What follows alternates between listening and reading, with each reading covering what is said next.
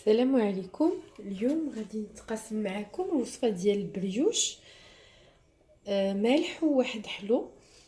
هاد الوصفه غادي نحتاجو 500 غرام ديال الدقيق، وغادي نحتاجو نص كاس ديال الزيت، 2 معالق كبار ديال سنيده، ونص معلقه صغيره ديال الملحه، معلقه كبيره ديال الخميره، وهنا عندي معلقه كبيره عامره ديال الزبده كتعادل 50 غرام ديال الزبده تقريبا، وهنا عندي 250 مليلتر ديال الحليب، وعندي الفرomاج والشوكولا باش غادي نعمر البريوش، وعندي خنيشه ديال الفاني حتى هي.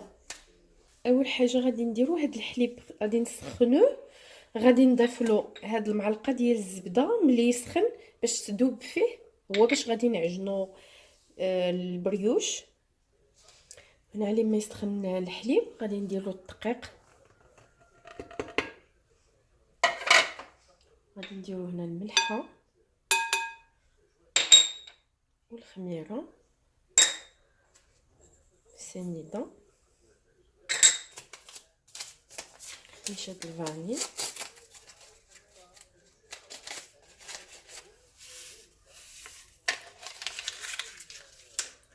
وغناخدو الزيت حتى هي نديروها، وغنضيفو البيضه.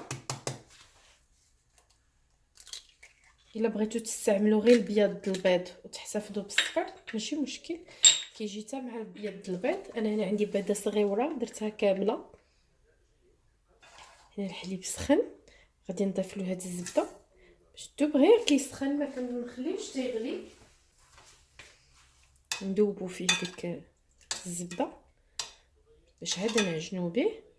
هو الحليب هنايا عندي هنا 250 مليلتر، ولكن على حساب الدقيق دائما من نجيو نعجنو بشويه بشويه، ما نديروش الحليب كامل. هي العجينه ضروري خصها تجي رطيبه خفيفه، ولكن ما نخليوش الحليب في مره، نبقاو نخويو قياس.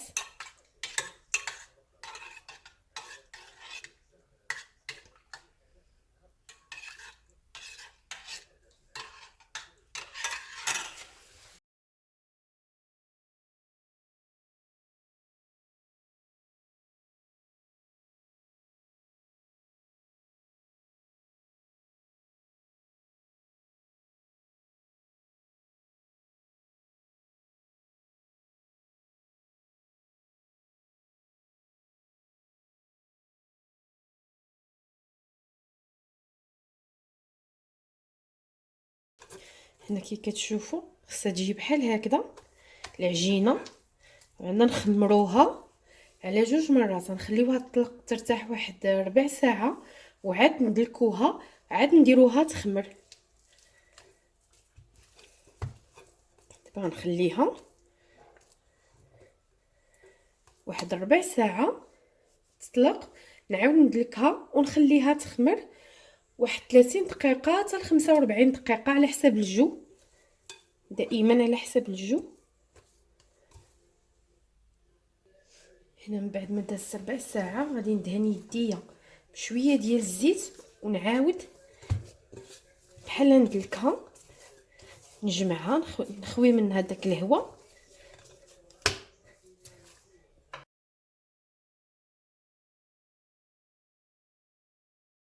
صافي هكذا، ونخليها تخمر،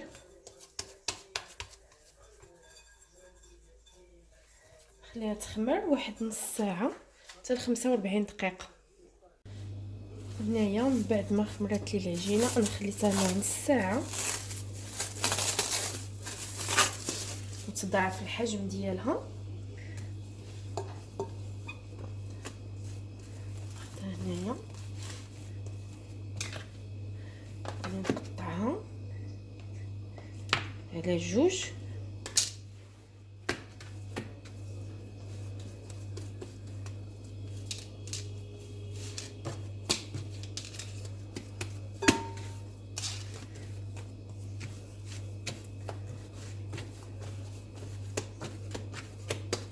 يعني كتجي كي كتشوفوا رطبه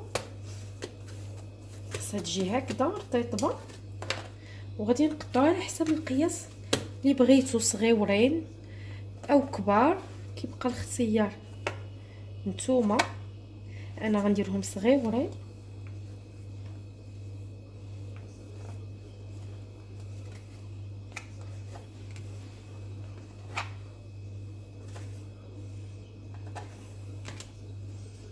القياس نكورهم باش نديروهم كاملين، شوفوا على نفس القياس.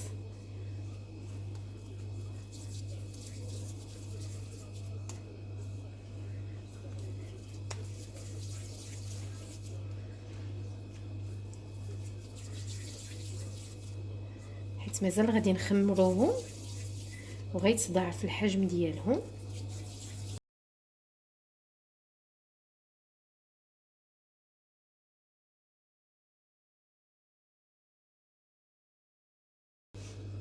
هادو غادي نديروهم نص، غنديرهم بالفرomاج، بغيتو ديروا فرماج مثلث او كيري المربع اللي بغيتو.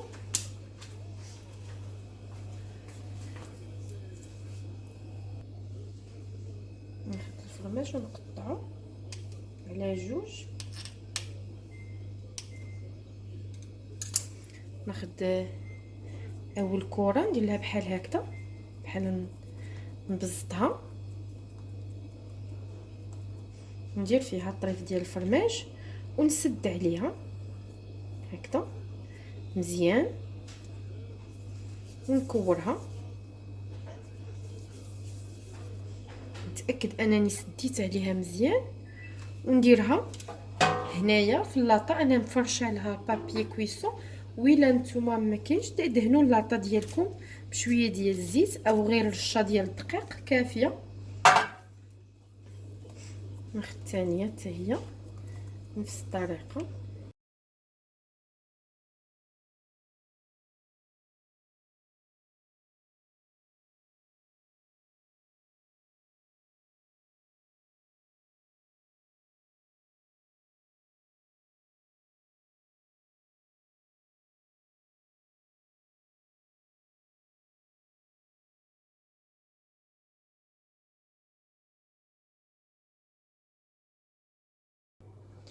وهنا ساليت ديال الفرماج، غناخذ عاوتاني العجينه نفس الطريقه، غنقطعها حتى هي.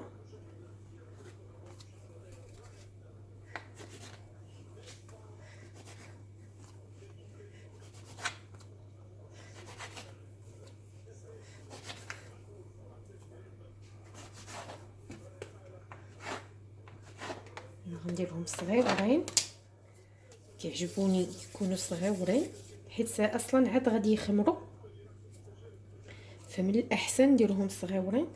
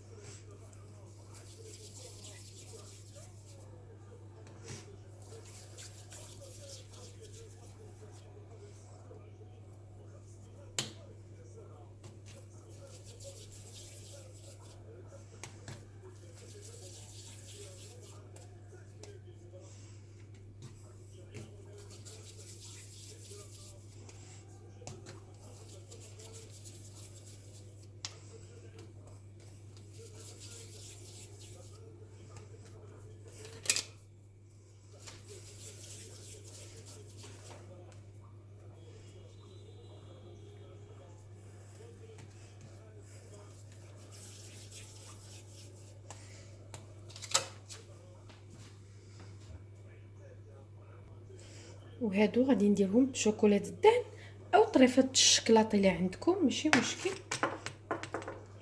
كيبقى اختياري. حتى هما في نفس الطريقه تلقوهم.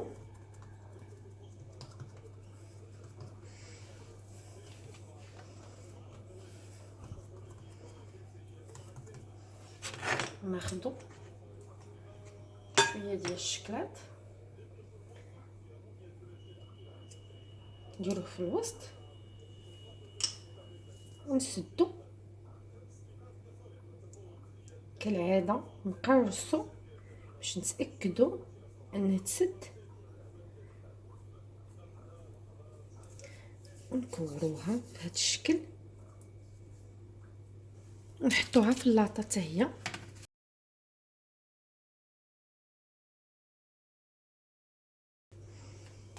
ناخذ واحده اخرى.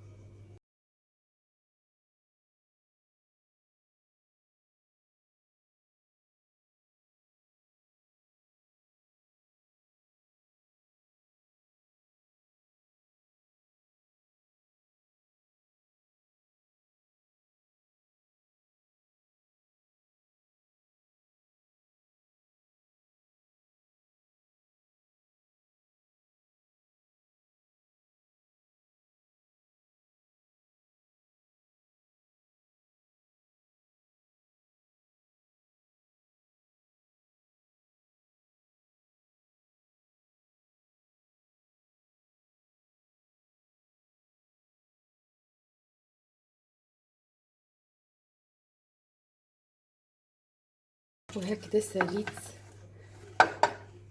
البريوش ديال الفرomاج وديال الشوكولا. غادي نخليهم يرتاحوا واحد 15 دقيقه حتى ل 20 دقيقه على حساب الجو، ومن بعد غادي ندهنهم وندخلهم الفران يطيبوا.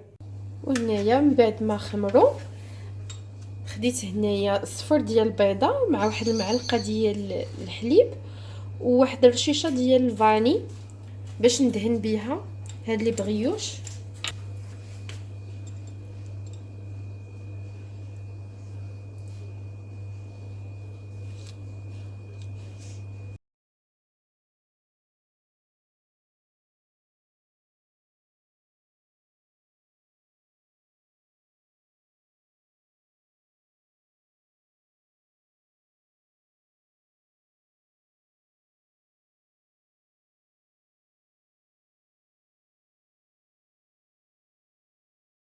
ولا بغيتو ديروا فوقهم زنجلان ماشي مشكله، انا هنا ما كيبغيليش وليداتي الزنجلان، غادي نكتفي على هكذا ندهنهم ونطيبهم.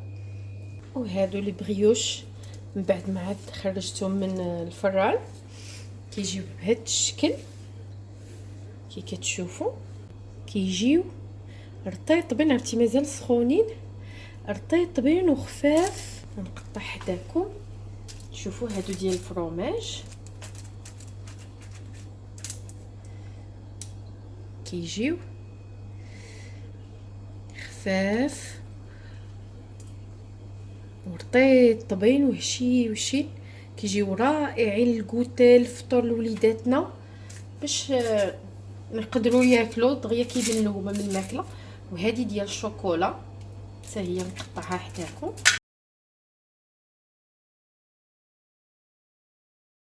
كتشوفوا حتى هي كتجي خفيفه.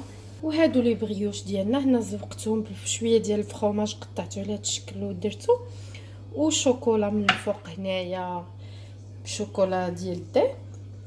كيبقى اختياري تزيين ولا ما تزينوهمش، هادوك كيبقى الاختيار ديالكم. وكنتمنى تعجبكم الوصفه وتجربوها، ونتمنى تشتركوا معايا في القناه. وشكرا.